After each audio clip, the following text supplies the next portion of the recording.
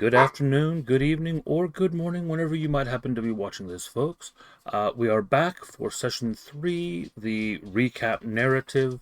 I hope you guys are enjoying these so far. Please comment below if you've got any questions, if you want access to any of the homebrew content that we're making use of. But let's go ahead and jump in while the group tries to work out what they're up to next and where they can go to get some answers to some of their questions. Enjoy! The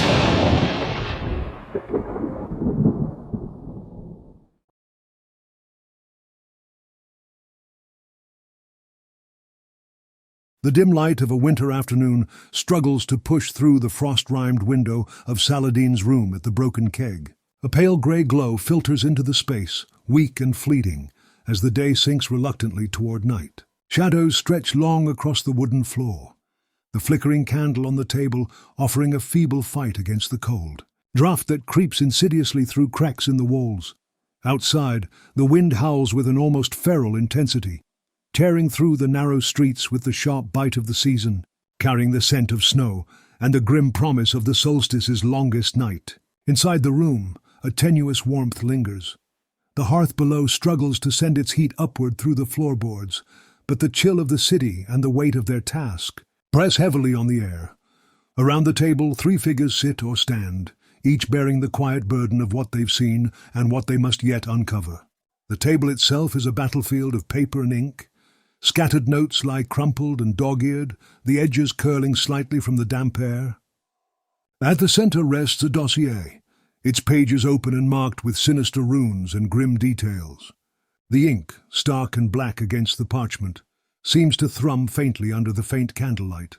Theodore sits closest to it, his scaled head bent forward, sharp, reptilian eyes fixed on the markings, as though trying to pull meaning from the abyss. His clawed fingers hover over the edges of the page, their tips brushing the symbols as though they might burn or bite. The pale light catches on the smooth, polished surface of his head, glinting faintly as he tilts it in thought. The runes seem to pull him into their orbit, an unspoken conversation playing out between them and his keen mind. Near the frost-coated window, Talek stands, staring out at the street below with a distant expression. The frost thickens on the glass, obscuring much of the view, but his golden eyes follow the movements of the few figures braving the streets. His mechanical arm rests lightly against the windowsill, the soft creak of its joints lost beneath the louder groans of the taverns. Walls as they protest the icy wind. With his free hand, he adjusts his cloak, pulling it tighter against the creeping cold that seems to find him no matter where he stands. His gaze sharpens briefly as a lone lantern seller trudges by, the orange glow of their wares a fleeting warmth against the deepening grey outside. Saladin leans against the wall near the door, his massive frame a silent but commanding presence in the room. Arms crossed, his dark eyes move slowly between his companions and the table. He is still but not idle. His mind, like the others, churns beneath the surface. The weight of his towering form seems to make the small room feel even smaller, the space compressed under the gravity of their shared purpose. From below, tantalizing scents drift upward, weaving through the cracks in the floorboards and mingling with the cold air. The rich aroma of smoking elk, rubbed with sharp herbs and spices, competes with the warm spiced tang of mulled cider. Darvoth the barkeep is preparing for tomorrow's Hellwinter feast, his gruff voice occasionally carrying through the wooden planks as he barks orders to the kitchen staff. The sounds of the tavern are muffled, distant but persistent, the low hum of conversation from the regular patrons, the clinking of tankards, and the occasional burst of laughter as the familiar faces of the keg gather for their usual comforts. Tonight, however, the real festivities are still a day away. The feast will bring with it a flood of celebrants, filling the tavern to its rafters with cheer and warmth. But for now, the crowd below is modest. Workers and wanderers huddle against the bar's heat, shaking off the winter's bite with ale and shared stories. For all the comfort below, there is no such warmth in the room above. Theodore's fingers tap lightly against the edge of the dossier, drawing attention back to its grim contents. The most recent, a young human male, a foundry worker, his small, modest home left cold and dark in the aftermath of his death. Before him, a retired seamstress, an elderly human woman whose life had been quiet until its violent end. A middle-aged orc dock worker, his broad shoulders no defense against what had come for him. A dwarven merchant, far from home, his travel records offering no clues to the mystery. And the first victim, a young elven woman, a student at the local arcane university, whose promising future was cut short before anyone understood why. The victims come from all walks of life, rich and poor, young and old, local and foreign. The randomness of their backgrounds offers no solace, no clear connection to explain the growing pattern of violence. The only thread linking them is the evolving nature of the runes at each scene. What began as crude, almost experimental markings has grown in complexity with every death, the symbols stretching longer and burning deeper. Theodore's observation is grim but certain. Whoever is behind this is learning, refining their work with every victim. Maps and notes litter the table, marking the locations of the victims' homes and workplaces. Dalek had traced the streets and alleys, hoping for a pattern, a path that might connect the dots. Yet, the map remains a web of unconnected threads, each life snuffed out without a clear design. The group had even pored over the dwarf merchant's sales records, scanning for something he might have sold that linked the victims. Again, nothing. Theodore leans back slightly, his gaze never leaving the runes. Saladin had earlier suggested a wild idea, purchasing brimstone themselves and attempting to recreate the runes, carving them into a stone floor somewhere just to see what might happen. Talek had stared at him in disbelief, the bafflement in his golden eyes bordering on exasperation. The suggestion, half serious though it was, had gone unanswered, left to hang in the air like the draught that snuffed out the candle, briefly before it flared back to life. The room is silent now, save for the faint scratching of papers and the low groans of the tavern walls. Outside, the wind's howl grows sharper, carrying with it the faint scent of snow. Below, the muted noise of the bar is a distant hum, a world away from the heavy quiet of this room and the grim task that weighs upon it. The candle flickers, shadows bending and stretching as if drawn toward the open dossier. The runes seem almost alive under the weak flame, their dark curves and edges appearing to shift imperceptibly in the light. The answers they need are buried somewhere in the chaos before them, but the questions grow larger with each passing moment. The night stretches ahead, cold and silent, as the group faces the pressing mystery. The path forward is unclear, the clues scattered like snowflakes on the wind. Yet, they know the storm is coming, gathering just beyond the horizon, and when it arrives it will demand answers they do not yet have. The decision made, the group rises from their seats in Saladin's room, leaving behind the mess of notes, runes, and unanswered questions. Brimstone is the only lead they have for now, and the midnight market seems as good a place as any to start. But before stepping into the cold night, there's one tradition they won't break, a pint at the Broken Keg. Downstairs, the warmth of the tavern is a welcome reprieve, and the familiar sight of Darvoth bustling between tables adds a sense of normalcy to their otherwise grim pursuit. With tankards drained and cloaks pulled tight against the biting wind, the group sets off. The streets of Titan are alive with Hellwinter revelry, and the festive air is almost enough to mask the cold. The market is a fair distance away, and their route takes them past the eternal nothing, the city's vast silver disk that dominates the heart of the central plaza. The park is dazzling, alive with sparkling decorations and twinkling lights, both magical and technological, competing for attention. Crowds weave through, laughing, shopping, and celebrating, but Zathian's focus narrows as they near the nothing. For him, this is no ordinary landmark. It is his first time seeing the legendary structure since arriving in Titan. He falters mid-step, his usually confident stride interrupted by a sensation unfamiliar to him. His inner fire, always constant and steady, flickers, and the orange glow of his markings dims for the briefest of moments. A chill, foreign and unwelcome, brushes against his skin. He pauses, staring at the nothing's smooth silver surface, as though it stares back. The midnight market is a stark contrast to the park's carefully curated festivities. Here chaos reigns. The crowded market hums with activity, a cacophony of voices, clinking coins, and the occasional burst of laughter or argument. Torches and lanterns cast uneven light over the sprawling rows of carts and stalls, each one laden with goods ranging from the mundane to the extraordinary. The scent of roasted chestnuts and spiced wine mingles with the sharp tang of oiled metal and the earthy aroma of herbs.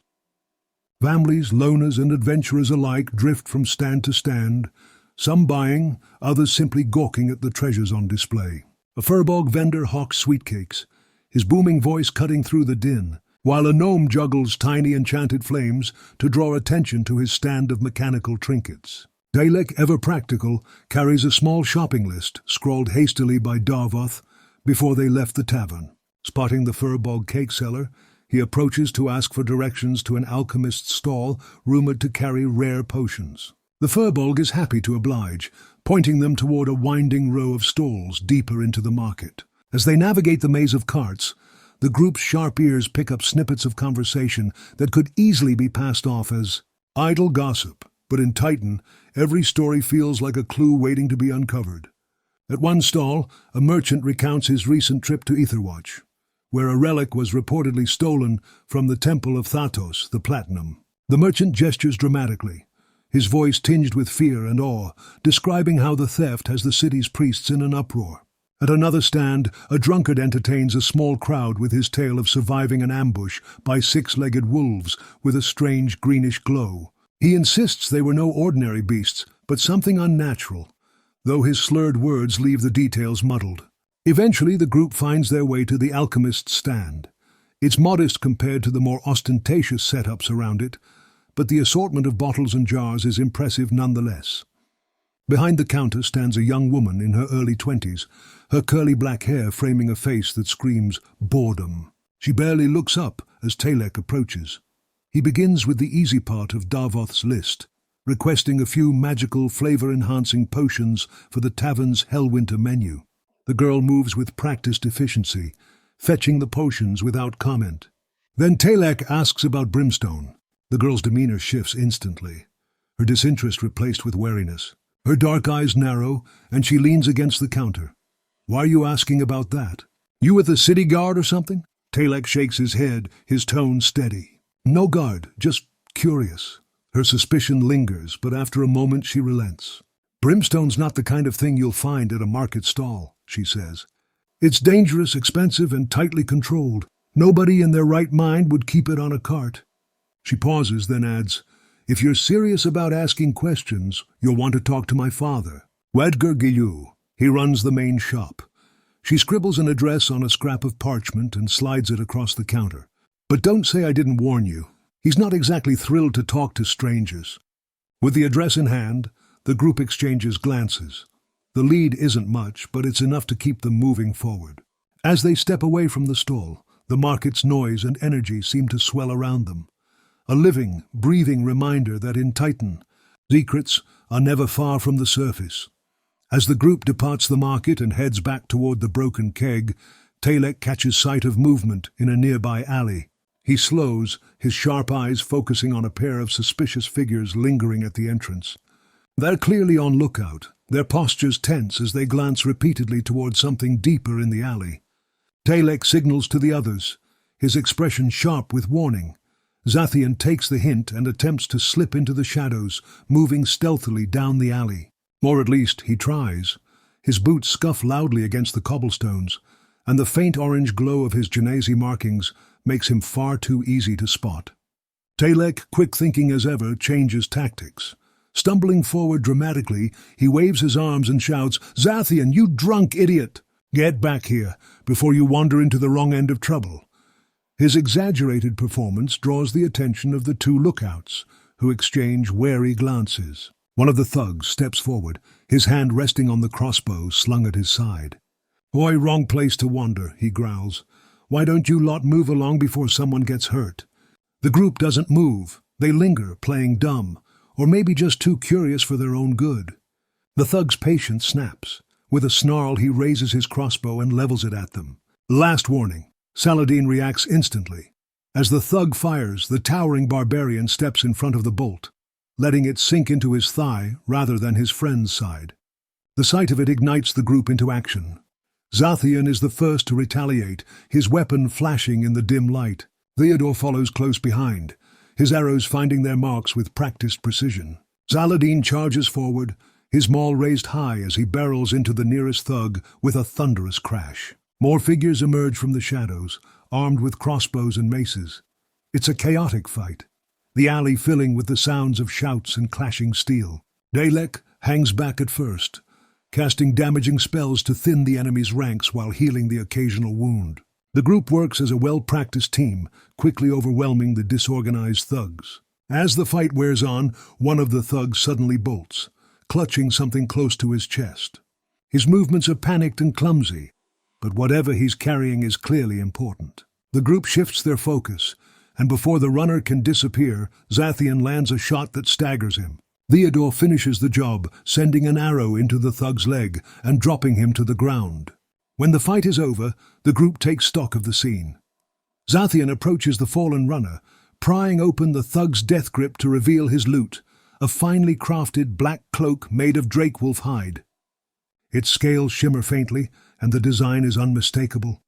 The cloak is styled so that the wolf's head sits across the wearer's shoulder in grim elegance. Deeper in the alley, they find the source of the trouble. An elven woman lies lifeless on the ground, her body dressed in finely crafted black leather armor. The drake-wolf cloak clearly belonged to her. Around her neck hangs a small wooden pendant, hand-carved and tied with simple twine. The pendant seems out of place, far too humble to match the rest of her gear. Conspicuously absent is any sign of her weapon. Talek kneels beside one of the unconscious thugs, reviving him just enough for questioning. The thug groans, his face pale with pain and fear. "Who's she? What happened here?" Zaladin demands. The thug doesn't need much convincing to talk. He explains that their group is just a gang of out-of-work dock workers looking to make a quick score. Their leader, Snitchy, saw the elf woman and decided she was an easy target. Another member of the gang, Davy, is missing, likely having run off with her weapon. The thug also mentions that their group frequents the Salted Kraken, a seedy tavern down near the docks. When the thug has nothing more to offer, Saladin looks at the others. They exchange grim nods, unspoken agreement passing between them. Leaving the thug alive is too risky. Without hesitation, Saladin raises his maul and ends it swiftly. They leave the bodies where they are, the thugs and the elven woman, for the city guards to find. As they make their way back toward the broken keg, questions weigh heavily on their minds. Who was the elven woman? Why would dock thugs risk targeting someone so obviously dangerous? And what's the significance of that simple wooden pendant? For now, they push the questions aside. There's nothing more to do tonight but regroup, rest, and prepare for whatever comes next.